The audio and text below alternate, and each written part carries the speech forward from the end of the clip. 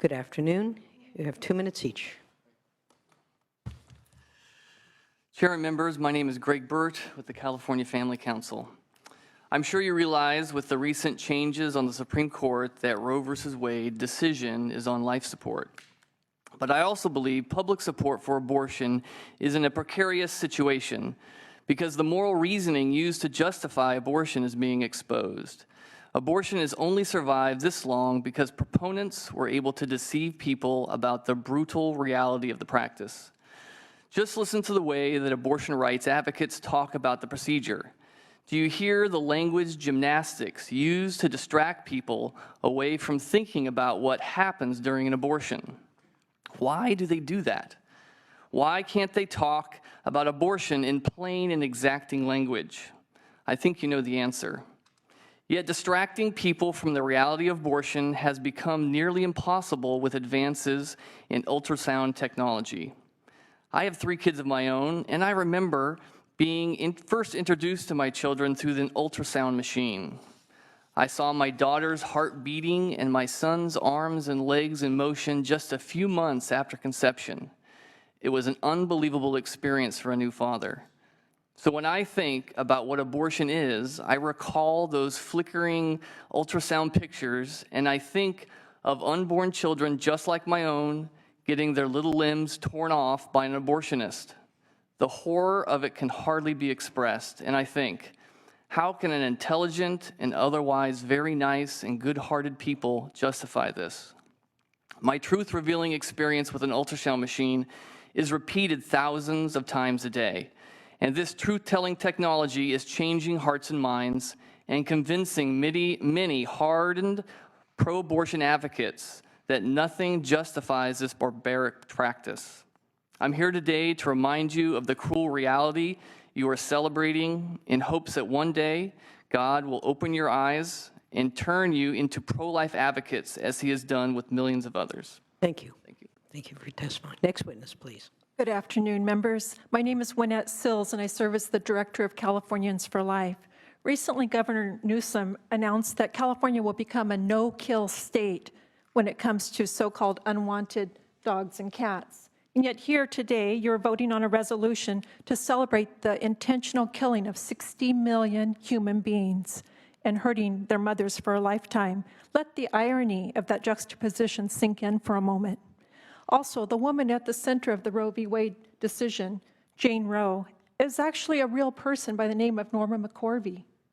She wrote a book, Won by Love, that describes how she was mistreated and used by the abortion activists. Later, she had a conversion and became a pro-life leader. Using Norma McCorvey's own words, this is what she said, and I quote, "You are totally different after you've had an abortion. Abortion kind of sucks your soul dry.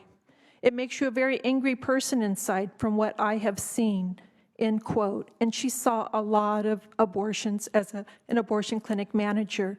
Similarly, Dr. Bernard Nathanson, the founder of NARAL and a former abortionist, referred to abortion as, quote, "the most atrocious Holocaust in the history of the United States."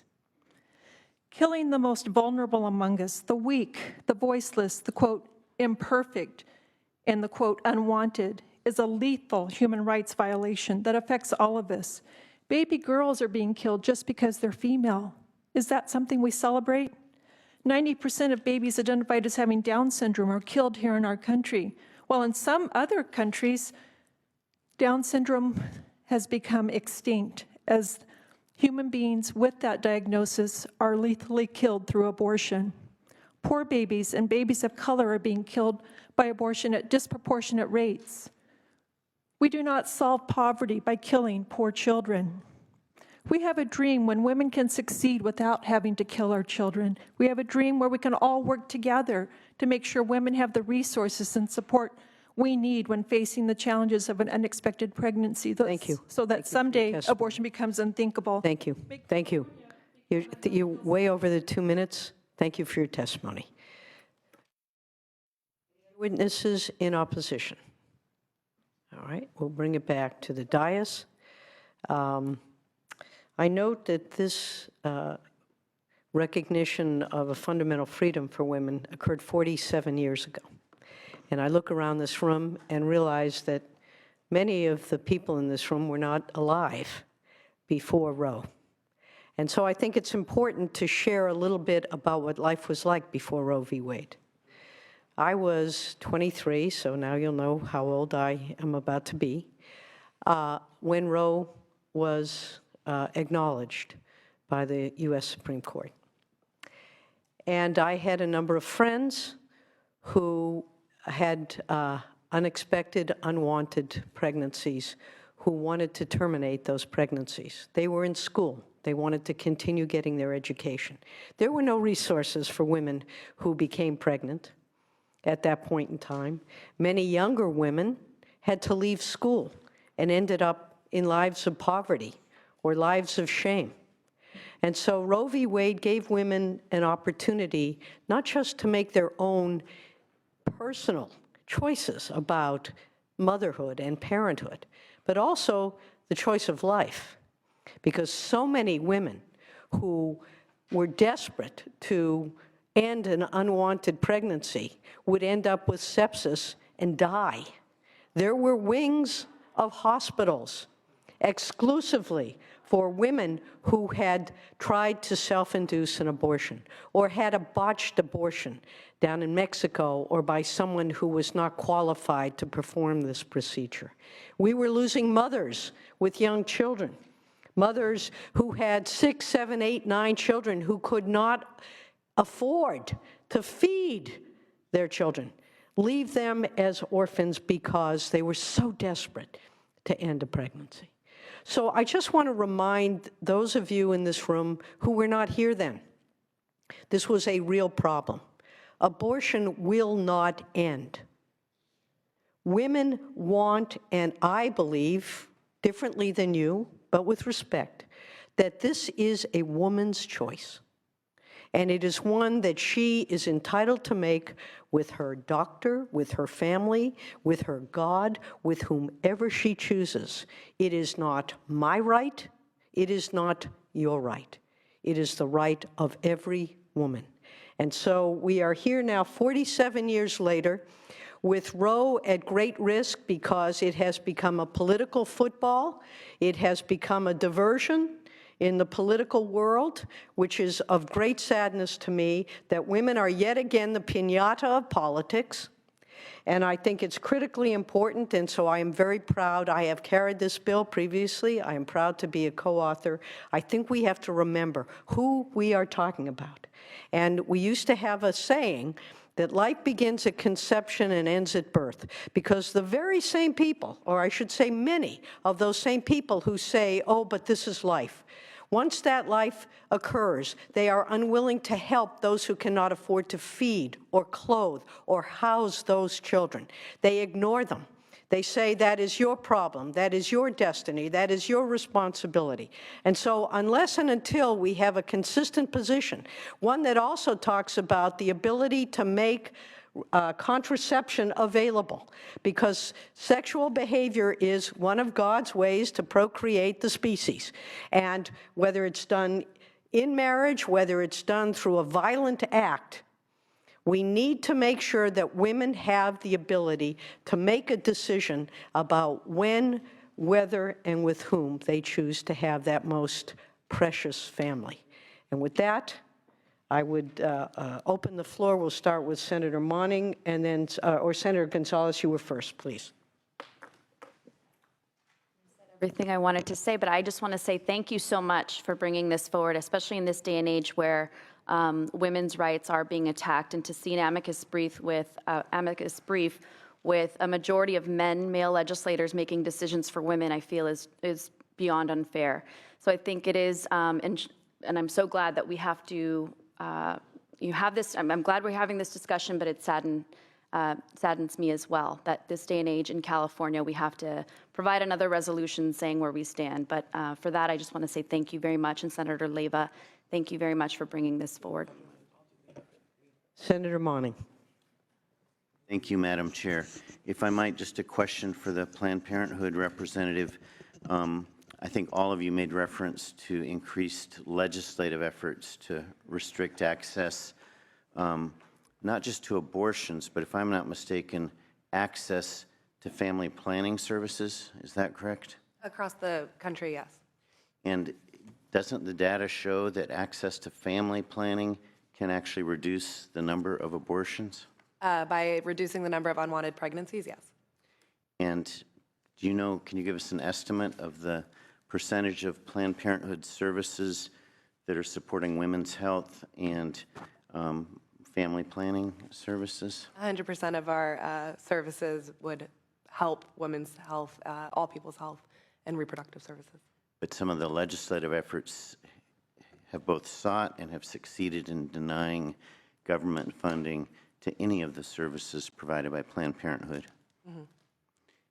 And would it be safe to conclude because of that loss of support, women will have fewer options and likely pursue unhealthful solutions? In other states, absolutely. Yeah. Thank you. I don't know if the bill's been moved. I'd be honored to move it. And I don't know if there's a place for co-authors, but would be honored to be Happy to have you, included. Senator Monning. Thank you. Thank you. We have a motion. Any further discussion? Senator Stern. I appreciate the historical context, Madam Chair, and for bringing this forward. On behalf of the Women's Caucus, I want to be an ally here and sign on to, if I may. Love to have you. And just state that as much as women are being challenged and demonized right now, that I have a feeling the pushback's going to be immense and nationwide in every pocket of society. The pushback will be heard, but it's critical that male allies, and especially this next generation, step up and say, you know, I've benefited from Planned Parenthood services myself. And I've been through tough family planning choices growing up through, you know, my 3.5 decades around here. These are hard moments in life, but the last thing we need is government coming in and inserting itself into what's a very intimate and important health decision. So I just appreciate you continuously banging this drum. Hopefully California will be a haven, but I don't want to have to be. You know, hopefully this doesn't have to be the place that women can feel safe. But thank you. All right. With that, no further comments. Would you like to close, Senator Leyva? Thank you, Madam Chair. Thank you, members. You know, for 3 years, I carried a bill to offer medicated abortion on UC and CSU campuses. So for 3 years, I have heard the opposition shame women and demonize women who have had abortions. I'm not ever asking someone to have an abortion. You do not have to have an abortion. The gentleman here does not have to have an abortion. But women should have that choice. We don't know anyone's life history. We don't know what they're going through, but that women should have that right. As I was carrying SB 320 and SB 24 through the process, I became more and more adamant and dug in because of the shame that I saw that was put on women. And I'm tired of that. I'm tired of women being shamed for choices that they're making for themselves and their family. It's not my right. It's not your right. It is the right of the woman who is making that decision with her physician, with her family. So I am happy to carry this. I ask for an aye vote. I will always be pro-choice until we get to a place where women are not shamed for making decisions about their own body. Thank you, Madam Chair. Thank you. With that, we have a motion which is that the resolution be adopted. We have a motion by Senator Gonzalez, was it? And Senator Gonzalez and Senator Monning. All right, we'll do good. It's good to also have a male who is supporting this issue as well, frankly. So with that, the motion is that the resolution be adopted. Please call the roll. Jackson? Aye. Jackson, aye. Borges? Durazo? Gonzalez? Aye. Gonzalez, aye. Jones? Jones, no. Monning? Aye. Monning, aye. Stern? Aye. Stern, aye. Umberg? Aye. Umberg, aye. Wachowski? Wachowski, aye. 6 to 1, that measure is out. Thank you. Thank you, Madam Chair. Thank you, members.